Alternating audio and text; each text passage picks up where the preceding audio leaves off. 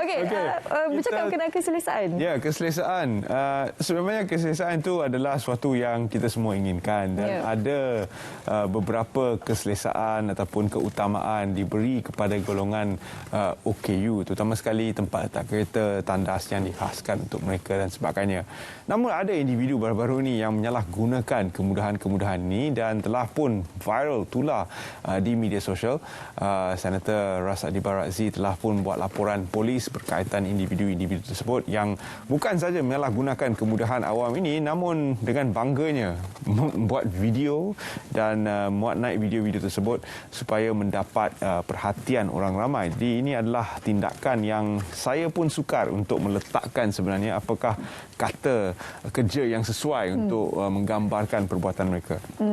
Sebabnya kalau kita tak jumpa perkataan sesuai itu mungkin memberikan satu makna yang kurang baik untuk mereka ini, ya. Jadi kita ingin mendapatkan penerangan yang lebih lanjut yang bagaimana situasi seperti ini boleh dibendung bersama dengan seorang tetamu yang kami bawakan hari ini dengan tajuknya Hormati Hak Golongan OKU. Kita akan kupasnya bersama dengan seorang tetamu iaitu Cik Zuhaimi Omar selaku pengarah Jabatan Pembangunan Orang Kurang Upaya Jabatan Kebajikan Masyarakat. Terima kasih kerana bersama kami pagi ini. Selamat pagi. Assalamualaikum Cik Saidan, Mr. Terminal Dash, apa khabar? Waalaikumsalam. Alhamdulillah. Okey, kalau Cik Zuhaimi boleh kongsikan terlebih dahulu, mungkin ramai yang secara umumnya mengetahui apabila kita sebut saja OKU itu mereka yang terlintas di fikiran mereka adalah mereka yang kelainan upaya, kekurangan upaya fizikal dan sebagainya. Tapi kalau kita boleh dapatkan definisi yang lebih lanjut, apa itu sebenarnya definisi ataupun makna OKU ini? Tuan silakan. Okay, terima kasih Cik Saidan. Menurut Akta Orang Kurang Upaya 2008, orang kurang upaya termasuklah mereka yang mempunyai kekurangan jangka panjang dari segi fizikal, mental, intelektual atau deria yang apabila berinteraksi dengan berbagai halangan boleh menyekat penyertaan penuh dan berkesan mereka ke dalam masyarakat. Itu definisi mengikut Akta OKU 2008 lah. Di kesempatan ini kadang-kadang kita lihat ada sedikit perbezaan di antara sebutan. Kadang-kadang orang memanggil orang kelainan upaya. Sebenarnya perkataan ini kurang tepat. Yang lebih tepat adalah orang kurang upaya sebagaimana yang telah dinyatakan dalam akta. Dan untuk makluman Cik Saida serta Cik Terence, jumlah OKU yang telah berdaftar di Malaysia sekarang ini ialah seramai 583,427 orang daripada 32 juta ataupun hampir 33 juta penduduk Malaysia. Tetapi kita masih lagi rendah berbanding dengan apa yang telah ditetapkan oleh pihak WHO, iaitu puratanya 15% penduduk sesebuah negara itu dikategorikan OKU. Bermakna di Malaysia kita masih lagi, kata orang kalau mengikut data WHO, sebanyak 4.2 juta ke atas. So di kesempatan inilah saya memohon kepada semua warga rakyat Malaysia, sama ada mereka punya saudara mara, anak dan sebagainya yang OKU, silalah berdaftar dengan Jabatan Kebajikan Masyarakat. Dan pendaftaran kali ini kita pun mudahkan lagi, di mana boleh berdaftar secara online melalui My Daftar OKU. Dan saya rasa ini adalah peluang terbaiklah kepada semua rakyat Malaysia yang terutamanya untuk mendaftar anak-anak atau saudara mereka sebagai OKU. Dan kita percaya bahawa pendaftaran sebagai OKU ini akan membantu bukan setakat kepada OKU itu sendiri, tetapi akan membantu pihak kerajaan dalam merancang pembangunan atau pendidikan dan sebagainya untuk OKU di masa-masa akan datang. Kita tidak boleh berbincang tentang topik ini tanpa melihat apa yang berlaku di media sosial baru-baru ini, di mana ada individu-individu yang menyalahgunakan kemudahan yang telah pun dikhaskan untuk golongan kurang upaya ini. Sememangnya perkara ini bukan baru. Kita sentiasa melihat ada saja yang meletak kereta di tempat yang dikhaskan untuk OKU. Tetapi ini kali pertama telah pun tular video berkaitan dengan insiden ini yang ditularkan oleh individu yang melakukan perbuatan itu sendiri. Jadi apakah maklum balas daripada pihak Jabatan Kebajikan Masyarakat berkaitan dengan insiden ini dan juga nasihat kepada orang ramai? Yalah, sebenarnya orang upaya ini sebenarnya mempunyai hak kesesamaan yang sama rata lah dari segi menikmati kemudahan dan keistimewaan yang disediakan oleh pihak kerajaan bagi mereka membuat sebenarnya tujuannya untuk supaya mereka boleh berdikari dan menjalankan tugas harian seperti yang dinikmati oleh orang bukan OKU di negara inilah. Antara bentuk-bentuk hak OKU yang sering diambil sambil lewa oleh masyarakat dan perlu diberi perhatian adalah terutama sebagaimana yang dinyatakan Cik Terence tadi, iaitu penyalahgunaan kemudahan OKU terutama dari segi parking lah. Kebanyakannya mereka ni memberi alasan sekejap saja ataupun tak ada orang guna pada waktu tersebut yang sering digunakan oleh masyarakat ketika menggunakan kemudahan OKU. Selain daripada itu adalah seperti tandas OKU, laluan OKU, tempat awam duduk untuk OKU.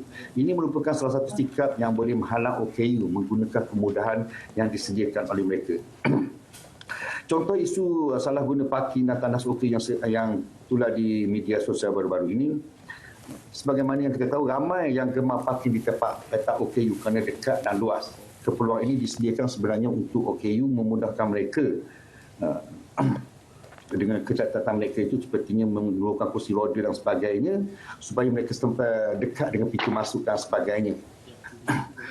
Nah, sekiranya kemudahan ini disalahgunakan, maka ia menyukarkan mereka parking kereta di tempat biasa. Selain daripada itu, kita lihat parking untuk OKU ini sebenarnya lebih luas berbanding dengan parking tempat biasa.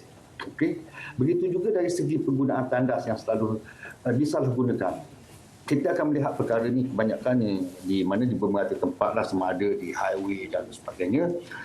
Yang sebenarnya tandas OKU ini khususnya sebab mereka telah direka bentuk dengan saiz yang luas dan dilengkapi dengan pelbagai kemudahan. Dan keperluan ini adalah memudahkan untuk OKU itu supaya bergerak secara efektif dan berpaut dengan selamat. Dan sekiranya kemudahan ini disalahgunakan, menyukarkan pihak OKU untuk menggunakan tandas biasa. Sebab tandas biasa dengan tandas OKU ini adalah berbeza. Jadi ketika kalau kadang-kadang orang menggunakan tandas OKU, di waktu OKU ingin menggunakannya adalah satu sikap yang tidak berapa tepat lah. Selain daripada itu, saya juga ingin berkongsi dengan lain-lain kemudahan seperti dalam memberi keutamaan kepada OKU dalam menggunakan lift ataupun kenderaan awam seperti bas, LRT, MRT dan sebagainya. Yang kita tengok ni ramai yang berebut untuk naik lift atau kenderaan awam dengan cepat tanpa pandang kiri dan tekanan sebelum naik bas. Sedangkan seseorang warga yang prihatin, mereka akan beri keutamaan kepada golongan OKU. Dan kita tengoklah kadang-kadang terutama OKU buta yang kursi roda dan sebagainya. Kadang-kadang orang juga tidak mengenali kalau OKU itu mungkin autism dan sebagainya. Sebab kita beri keutamaan kepada mereka.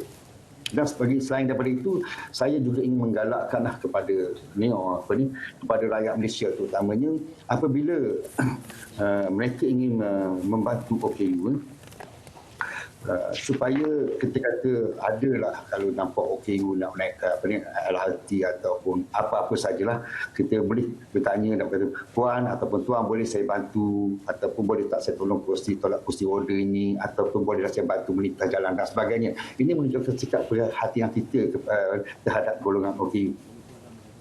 Selain daripada itu, saya dapati dalam isu yang dibacakan baru-baru ini, kita tidak menafikan bahawa ada undang-undang tertentu yang melindungi hak-hak OKU, tetapi dia berbagai di bawah berbagai agensi. Okay? Kalau katakan parking itu mungkin melibatkan agensi-agensi tertentu. Tapi yang paling penting saya pada di sini adalah bagaimana masyarakat ataupun rakyat Malaysia kita yang normal ini mempunyai perasaan ataupun punya sikap peka atau sensitif berkaitan dengan OKU. InsyaAllah, saya rasa kalau rakyat Malaysia ni, kalau mereka ada sikap prihatin atau sensitif kepada OKU, tidak akan timbul isu-isu ambil parking OKU, menggunakan kemudahan OKU dan sebagainya. Ya, tidak perlu saya nafikan bahawa penggunaan undang-undang ini penting dalam melindungi hak kita. Tetapi kalau masyarakat kita sendiri sudah peka dan prihatin terhadap penggunaan OKU, insya-Allah kita tidak memerlukan akta. Bahkan di setengah-setengah negara penggunaan akta itu jarang sekali. Di mana masyarakat mereka ini lebih, kata orang, sensitif kepada OKU. Jadi di kesempatan ini kalau Tuan Zuhami boleh kongsikan mungkin ada sedikit pesanan ataupun nasihat yang boleh disampaikan bukan untuk golongan OKU tapi golongan yang kurang rasa tanggungjawab terhadap ialah peralatan-peralatan yang disediakan oleh pihak OKU untuk orang OKU dan sebagainya. Nasihat untuk mereka ini. Kepada golongan rakyat Malaysia, saya tidak mengatakan keseluruhan rakyat Malaysia ini bersikap itu. Ada segelintir sahaja yang terlibat, tetapi walaupun kata orang segelintir yang terlibat, tapi mereka seolah mencemarkan seluruh rakyat Malaysia. Saya percaya seluruh rakyat Malaysia sangat prihatin dan sensitif kepada OKU. Dan di kesempatan ini saya memohon kepada pihak-pihak ataupun golongan tertentu yang masih lagi kata orang nak kata ignore tu tidaklah, tapi mungkin kata orang tidak faham dan sebagainya atau tidak tahu dan sebagainya, supaya kita sensitif dengan pihak OKU. Sebab OKU ni adalah satu golongan yang sensitivitinya tinggi. Okay? Kadang-kadang masyarakat kita pun baru-baru ni pun kita tengok ada mengambil kata orang sikap sambil lewa, memandang kata orang semacam pada OKU dan sebagainya. Sebenarnya sikap-sikap itu tidak diperlukan. Dan sebagai rakyat Malaysia yang berbudi bahasa dan bersopan santun, saya percaya yang paling penting adalah kita sensitif dan peka kepada keperluan golongan-golongan upaya, orang kurang upaya. InsyaAllah kita tidak memerlukan undang-undang yang lebih ketat dan sebagainya. Dan di kesempatan ini juga mungkin dari segi kata orang, kita akan mempergiatkan lagi program kesegaran dan kefahaman berkaitan dengan ketidakupayaan OKU, supaya masyarakat lebih jelas dan faham berkenaan dengan OKU. Dan selain daripada itu, saya juga mengharapkan terutamanya kepada ibu bapa mendidik anak-anak mereka dari peringkat di rumah lagi, daripada kecil, dan juga di sekolah. Okay, sekolah menengah, sekolah, sehinggalah kita sampai ke IPT dan sebagainya, kita kata orang wujudkan perasaan sensitif dan peka kita kepada pihak OKU. Dan Alhamdulillah, menunjukkan keprihatinan kerajaan terhadap OKU beberapa bajet untuk 2022 baru-baru ini, sebanyak 30 juta telah diperuntukkan untuk kepada pihak JKN untuk memberi kemudahan kepada golongan OKU, kemudahan accessibility kepada mereka. Terima kasih Encik Zuhami kerana sudi bersama kami dan memberi peringatan kepada seluruh warga negara Malaysia berkaitan dengan isu ini yang sudah pun kita sedia maklum buat sekian lama, namun kita perlu diperingati dari masa ke masa. Ini satu kesan daripada mungkin sikap kita, mungkin keseluruhan masyarakat perlu lebih bertimbang rasa terhadap apa yang berlaku di sekitar mereka. Dan walaupun kita sudah banyak kali memberi peringatan, namun tetap kita gunakan perkataan seperti nasihat, nasihat. Tapi kita mungkin perlu gunakan akta yang bersesuaian untuk membendung isu ini. Di Malaysia, kalau kita lihat pemvaksinan pun masih ada yang seolah-olah berdegil dengan apa yang telah disarankan oleh kerajaan, dan walaupun akta itu telah pun diperkenalkan, tapi masih ada yang bersifat sambil lewa ataupun tidak ingin mendapatkan perlindungan yang sewajarnya daripada pemvaksinan. Jadi mungkin sikap kita sebagai rakyat Malaysia, ada setengah perkara kita ambil sambil lewa, tapi kalau keseluruhan masyarakat boleh membendung perkara itu, rasanya situasi-situasi seperti ini tidak akan berlaku lagi. Ya, betul. Kesedaran itu yang paling utama sekali lah. Jadi kita juga perlu mainkan peranan. Kita yang mempunyai kesedaran ini perlu sentiasa mengingatkan rakan-rakan ataupun keluarga yang berdekatan dengan kita untuk sentiasa mematuhi peraturan, untuk memastikan agar kesejahteraan kehidupan kita semua sentiasa terjamin. Kita nak berehat seketika, Terence. Kembali selepas ini, ada topik menarik kita akan bawakan berkenaan dengan Toya Beauty selepas ini. Jangan ke mana-mana.